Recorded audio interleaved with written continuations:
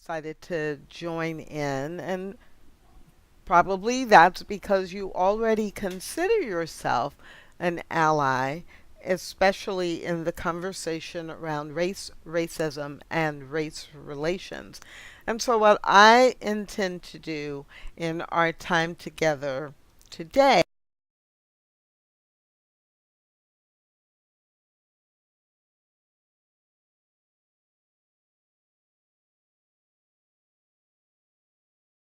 is to talk a little bit about what really is an ally, why are allies needed, and 5 tips for being a great white ally in the conversation as it relates to race.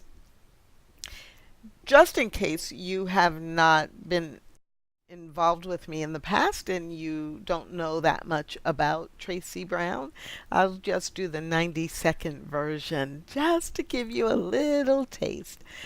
For over 2 decades, I have worked with organizations all over the United States on diversity as a strategy and how diversity and inclusion can help the business achieve its goals, and how to help leaders and people work well together when they're very different from one another. I do the same kinds of things in spiritual communities under the brand Stained Glass Spirit. I'm a founder of an award-winning process called the Dinner Table Process that started in Dallas in the late 90s and continue to work and volunteer with that process. And as many of you know, I am the moderator for the Facebook group, What Is Mine to Do? And this session actually comes from a few people in the Mine to Do community wanting to talk more about what does it mean to be an ally and how to be a better ally. So in this session, a very quick overview, but some very practical, I hope, tips that you can use right away. And if you've been an ally for a long time, then I think you'll get some reminders about things to keep in mind as you expand your role and as you take more action toward being a white ally as it relates to conversations and situations related to race. So let's jump into the very first question. What is an ally? So technically, if we didn't connect it to anything else, you would say an ally is a helper or a friend. You might say an ally is an advocate. But in the conversation as it relates to diversity and inclusion, an ally is a person who is a member of the normative or dominant group, who speaks up, who speaks out, who demonstrates her commitment to respect and equality for everyone. So being a white ally means that as a member of the group that many of the norms are set around, being a member of the Caucasian group or the white group, that as an ally you would speak up, you would speak out, not so much always to make people wrong, but to state what is the ideal way of being. And you would demonstrate your commitment to respect and equality for everyone by making sure that people of color were not disrespected or were not excluded, intentionally or not. Why are allies needed? Well, now, maybe this is way too obvious to many of you, but it's not unusual for someone who is a person of color to have a great idea or to raise their hand and volunteer to do something or to be even an expert on a topic and to have what they say or what they do be overlooked. And so allies have a really important role to serve to ensure or to contribute to systems and to practices that make sure that excuse me, that people of color are heard. Allies often get the opportunity to be the conscience of an organization or the conscience of the community, that voice that encourages others to do the right thing, even if it's not the easy thing to do. Allies are witnesses for people of color. White allies are witnesses to people of color. So that often in situations where people of color might be participating but feel invisible, allies can serve a really effective role in making sure that people of color are noticed and are honored appropriately. And allies are needed to be the leaders of change. So often, if a person of color is leading change or speaking up for change, there's a bit of backlash from people who are part of the dominant group. And so when someone who they see as a member of their own group starts moving in a certain direction, it makes people in the dominant group or in the majority group more aware of, well, wait, if this person's doing this, maybe I should too, or maybe there's some merit to it that I had not considered before. So, allies are needed for all those reasons to make sure that people of color are heard, to be the conscience of the organization or the group, to be a witness, and to lead change. So, that's just a little groundwork, and then we'll jump into 5 tips for being a great white ally. I want to start with the tip about clarity. It's so important that as a white ally, you have clarity about why you are choosing to do this. And when I think about clarity, it feels to me that that's the perfect place to talk about one of the biggest myths there is about allies of any group. And the myth is that as an ally, you're really doing something for the person or for the group that is being overlooked or not being included. But if we talk about race, and I'm African American, and as a white ally, it's really important for you to understand that really, really, on the bigger picture of things, you are not doing it for me. You are not making sure that my ideas are heard for me, for an ego need, so that I feel, good. You're really doing it, one, for yourself, that you know you are standing up for what's right and what's fair and what's the right thing to do. But also, you're doing it for you in the context of as a member of the dominant group or the group that the norms have been set around. Because without additional input, without having exposure to the total history, without understanding and being open to new ideas and additional ways of thinking, the group that the norms are set around will actually begin to be less effective, will actually not be relevant over the long term. And so, if you're a part of a community or a work team or an organization and you're a white ally, really what you're doing is creating an organization or opening the door for the organization to actually use the resources that it has available to it to achieve its goal.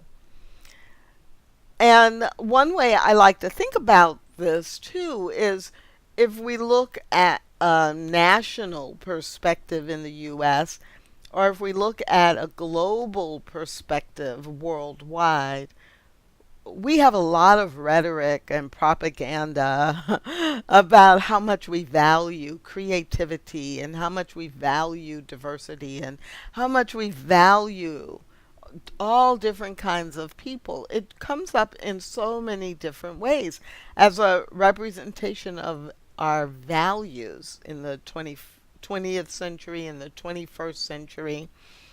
And so a big part of being an ally is simply holding people to the values that they have said they espouse. And so it's not charity work. Being an ally is nothing like charity work. Oh, I'm going to do this for those poor black people who like never get hurt. Or I'm going to be an ally so that I can fix, um, the way that this person is treated. Being an ally is not about fixing, it's not about shaming or blaming. Being an ally really is about opening yourself and the community you are in or the organization you are in, opening that up to be the best it can be by making sure that all the people who are available have access and have opportunity to have input. So, tip number one is to have complete clarity about why you are being an ally. Why do you choose to do that personally, and why do you choose to do that for the betterment of your community or organization? So, let's move to tip number two, which is about being curious. And I don't think you can be an effective ally if you're not curious about the experience of others. How do they experience the world? What do they come into contact with? What has been the history of that group of people that maybe I didn't read about when I took history in school? What am I able to learn? What do they do differently than I do? Because I just want to see the creativity in that. So, curiosity, I think, is one of the most important attributes of a good ally. And the note that I have here is about self-directed learning and growth. So, if I'm really curious about the experience of others, I can take it upon myself to create a curriculum for myself or to, when I have extra time, to go to the internet and learn more. It's got to be self-directed learning and growth, though, because there's no one single course you can take and then know everything that you need to know about being an effective white ally. Like, you can't take a course and then know everything there is to know about all people of color. And even if you could learn some things about group norms for different groups, you still have to know lots of variations and understand that everyone is still an individual in those many group identities. So great allies take it upon themselves to satisfy their curiosity, to be curious, number one, and then to satisfy their curiosity by managing their own learning process. And in this day and age where we have access to smartphones and the internet and technology allows us to really find the answer to so many different things that we have no excuse. Next, I'm going to move to courage. Great allies are courageous. Now, when I say, use courage or be courageous, I don't mean that you need to put yourselves out on, the front line in some dangerous situation, although there are times for that. But you can be courageous in one-on-one conversations. You could be courageous in how you show up every day or every week. And this is where for me the idea of actions speak louder than words is really, really important. As a white person in an environment where there are people of many different races or ethnic groups, it takes courage to call out someone who seems to be ignoring another person in the way that they are serving them, or not serving them, as the case may be. It it will take courage to speak up, and it will take courage to speak out.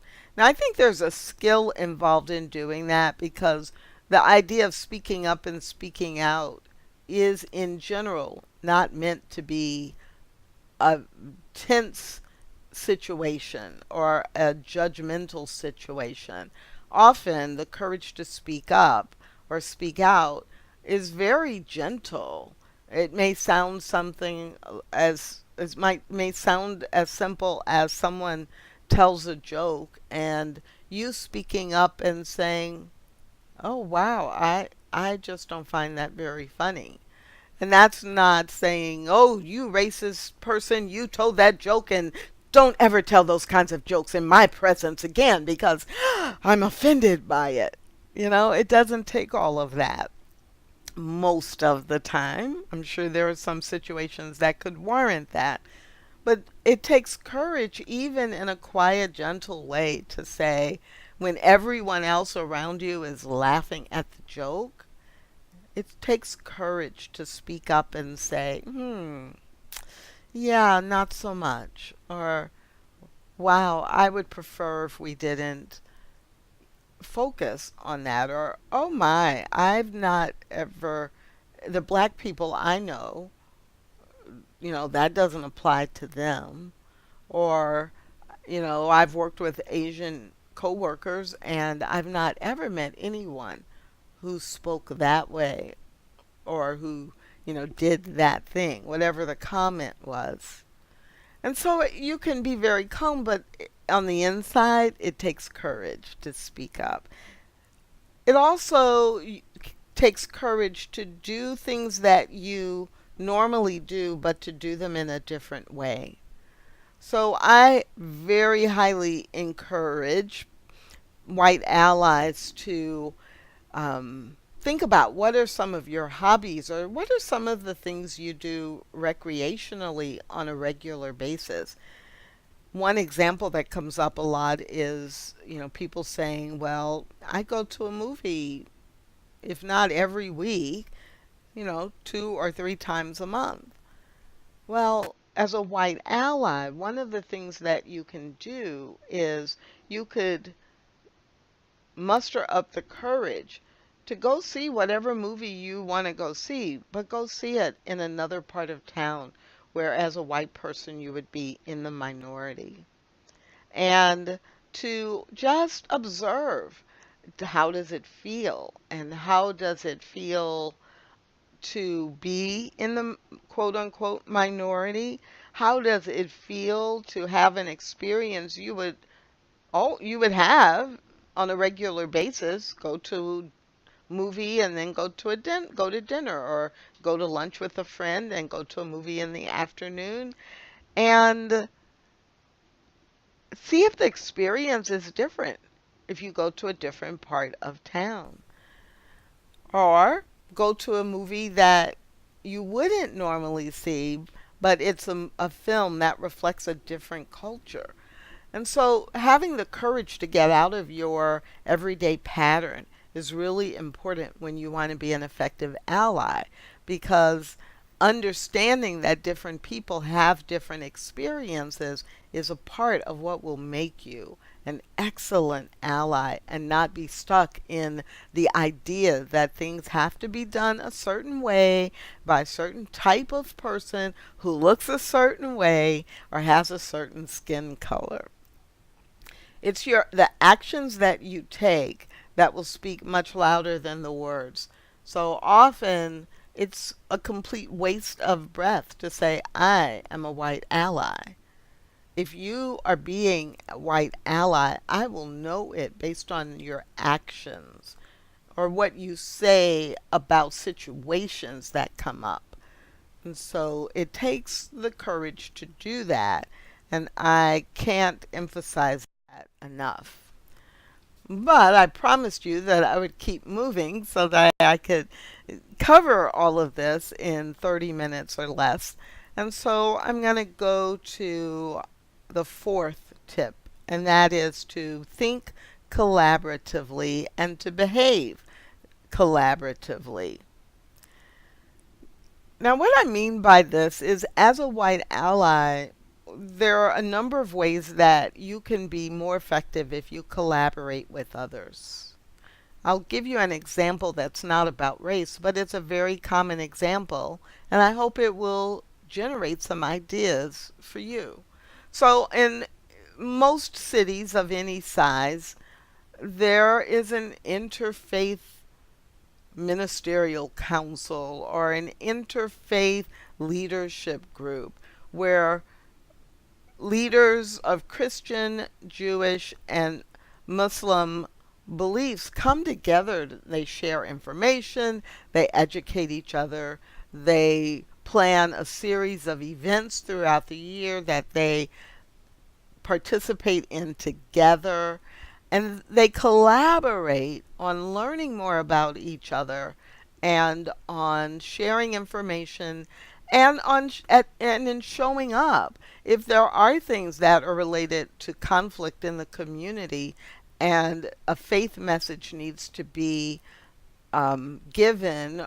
They will show up together and collaborate and say, we together as faith communities from many different spiritual beliefs come together. And so if you think about that and begin to think about, as an ally, how could I create or participate in both formal and informal groups that are collaborating on creating an environment where people from different racial groups actually learn about each other and share with each other, do social and educational and community based things together. In many cities, there are groups like that that have been formally created, and you can find them with just a little bit of effort and join those groups. Or you could have more informal groups that you create yourself.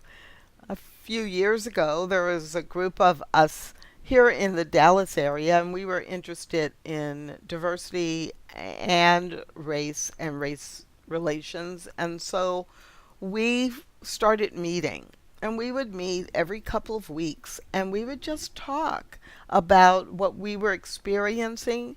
We had people from different ethnic groups. We had people who were from different geographic parts of the world, not just the country, people who had lived in different countries as well as the US. We had men and women. We had a lot of diversity in the group, and we would talk about diversity, but we spent probably 75% of our conversations specifically focusing on race. And it was very, very, very rich because we all learned things about each other and about our histories and our backgrounds and our heroes and our educations, and it was fascinating. And so we all were able to be better allies, not only to each other, but to other people we would meet, because we collaborated in this learning. We collaborated in going to events several times a year where we would go together and then talk about the experience that we had had from a different perspective, generally different racial perspectives. So you can, as an ally, either find a formal group that already exists, or if you have friends or you want to become friends with people, you could host a small group in your home or in your community and begin to really, really expand your understanding of the experience that people have based on or as a result of their racial group identity. And the fifth tip that I want to focus on in the time we have together today is it'll be really good for you as a white ally if you develop. I just want to give you time to take a breath and take that in. Most people who raise their hand to be white allies are doing it for very noble reasons, very good reasons, and can see how important this is. And then they get surprised when people they've known for a really long time criticize them or judge them or label them in a negative way. And so, in order to be an effective white ally, you may not start being comfortable being judged, labeled, or criticized, but that's something that you really will need to develop. And if you need help to develop that, then know that and find someone or a few people who can help sustain your intention with you to be a white ally. It can be very hurtful when someone you've known for a long time calls you a traitor. Like, why are you speaking up for the Hispanic community? You know, you're not Hispanic, we're not Hispanic, and they're taking our jobs. And people say really rude and really hurtful things. And when you become an ally, you actually put yourself in the path of those kinds of comments. Sometimes you're in the path and you get to deflect the comment before it reaches, the group of color, the Asian employees if it's at the workplace, or the black employees, because it was said in your presence and you shut it down. Or you get criticized as, being a traitor because you're saying things that maybe give everyone a level playing field, and people will perceive that as you helping to take jobs away from deserving white people. These are the kinds of things that people actually report happen to them. And if you are not prepared for it, it can really rock you and make you question, do I really want to do this?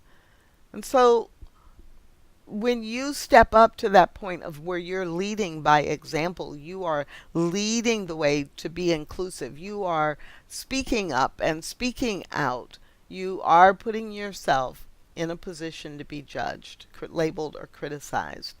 And it will hurt at first if it's new for you, but you can survive it if you did what we said at the very first one, if you have clarity about why you are doing this. So, those are 5 tips for you to think about. And as part of the What Is Mine to Do community, this is one of the hot topics. And of course, you can't go deep in just 30 minutes.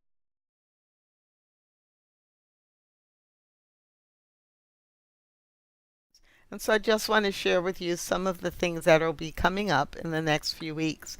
On August 1st, we'll be doing a little 45-minute session on biracial, multiracial, and interracial, because so often we talk about black or white when we're talking about race, but we have so many people and a growing population all around the world, and especially in the United States, of people who are biracial, multiracial, and couples who are interracial, and not just black and white. We'll be doing another conversation in a few weeks that's actually probably going to be called Beyond Black and White, so that we can talk about other people of color and how that fits into our conversations about race. Hard Conversations 101 is a 4-week online seminar, and we're not hosting it, but I will be part of the faculty, and it's a free seminar, and I really strongly encourage you to sign up for it, and there are links on the Mind to Do page. From Privilege to Partnership, an intensive for allies picks up where we are going to leave off today and goes really, really deep into some of the most challenging parts. And how do you recognize white privilege, and how do you use privilege to partner with people of color for individual advancement as well as for fair and respectful treatment in any community or organization you're a part of. Oneness and Inclusion will be a webinar for leaders in spiritual communities, and we'll be talking about 7 things to keep in mind that allow you to be inclusive, to engage more people in your church or spiritual community, and things to really pay attention to if you want to be inclusive and stay in alignment with your spiritual guidance. And coming up in the fall, the Intentionally Inclusive Leadership Lab. If you really want to go deep and you want to work with a team of people and create a strategy for being inclusive, then the Leadership Lab might be for you. Well, that's all the time that I have because I promised you 30 minutes. And I hope you got a couple of ideas or just reinforced your commitment to be a white ally. I hope to see you over at the Facebook group, What Is Mine to Do? And remember, ask yourself the question, what will you do? What will I do to stop race based hatred and violence in my world? Bye for now.